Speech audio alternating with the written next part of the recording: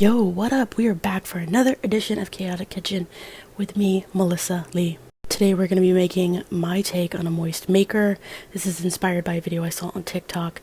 You're just going to be taking all the ingredients you already have from Thanksgiving, and you're going to be making just an everything sandwich, open-faced, and I'm doing it waffle style with my mini waffle maker. I'm also recording this from the comfort of my home, as this is pre-recorded. The beauty of this is you don't have to buy anything else at the store. I know for me, I decided to do my take on Thanksgiving, and also I was crunched for time. So a lot of the stuff I bought pre-made. I am not opposed to buying something pre-made if it's going to save you time and save you energy. Because growing up, as much as I loved Thanksgiving dinner, I found that all the women were always hunkered in the kitchen while the men got to sit on their asses watching football. And I kept thinking, damn, I want to be one of the dudes. I want to not have to do any of this shit. And then now that I'm older, I'm doing all this shit, cooking all the time. It's kind of funny. Anyways, I'm a firm believer is if you get something pre-made, you add a little bit of seasoning. Guess what, bitch? You made it. Don't let anyone else say anything differently. And if you pre-ordered everything, if you plated it, you fucking made it. If people don't like it, they can make it themselves. Okay, honey? Anyways, me personally, I'm a ham girl. I find turkey to be extremely dry. But the beauty of this sandwich is it's smothered in gravy. It's smothered in cranberry sauce. And I've added my homemade garlic aioli. So dryware, bitch, dryware. You're going to be taking the stuffing and you're going to be adding it to your waffle maker. The beauty of this too is you just set it and you forget it. Now this is my first time doing it, and as you can see, it's just kind of all over the place. And the technique that I found that worked a lot better is just rolling it in your hand. You don't need much, maybe a fourth a cup of stuffing per, and you can roll the cheese into it, but I prefer a top layer of cheese. Again, you are going to be getting messy. Make sure you're washing your hands very well, since y'all clearly don't know how to do that. Not everyone.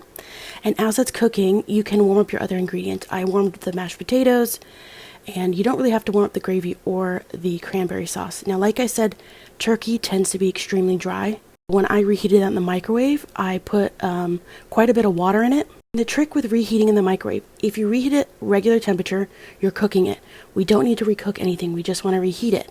So I like to stick to power level 7 on the microwave setting and cook in 30-second to 45-second increments. So that way the already dry turkey isn't turning into just a piece of fucking cardboard. Something that I paired with this too, which was really delicious, was Trader Joe's kettle chips. Again, this shit ain't sponsored. As you can see, I'm hiding all of the ads. I'll be damned if they're getting my money, even though I'm talking about it right now. By money, I mean ad space. But damn if I don't love that place. Anyways, as you can see, you're cooking each one. And as I mentioned, I made a garlic aioli sauce. That was for something that I made earlier in the week. That shit is so easy to make. Just 1 cup of mayo. You're going to grate 1 to 2 cloves of garlic. And I did quite a bit of lemon juice. Again, that's to your flavoring. I prefer things on the much more tart side. Probably added like 5 tablespoons of lemon juice. Just keep stirring and taste test as you go. But the garlic aioli is great as a nice little pairing with the sandwich. I also found that the grated cheese is almost like a binding ingredient to the stuff, keeping it together. And on top of that, it's also giving it like a really delicious crunch, which is delicioso. Hey, while I have you, I know that we're going through a lot and it's important to find joy wherever you can, but I think it's even more important to understand the true history of Thanksgiving. I know for me, even having indigenous roots, I was taught that these beautiful, amazing white pilgrims came to save the brown people in the way of the land and gratitude, which is absolute horseshit.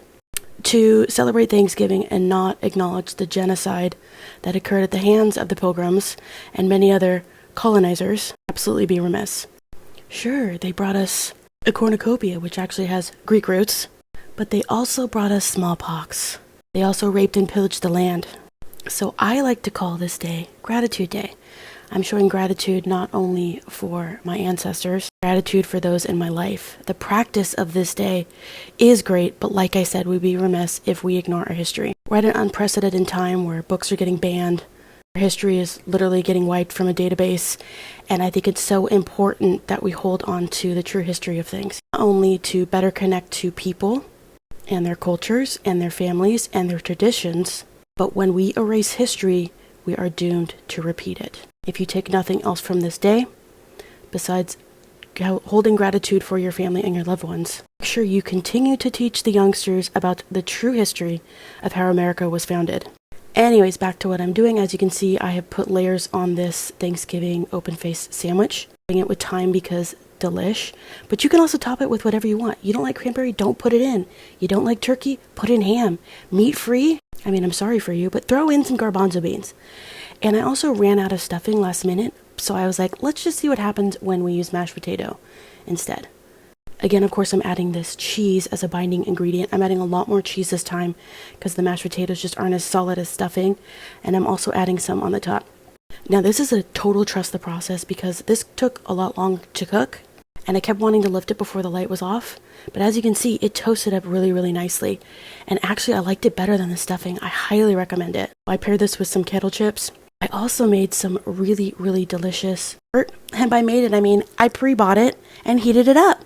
Because there's no rules during Thanksgiving, okay? Some of us are barely able to get any type of sleep or relax during this holiday season. Anyways, hope you enjoyed. Share, follow. Love y'all. Bye.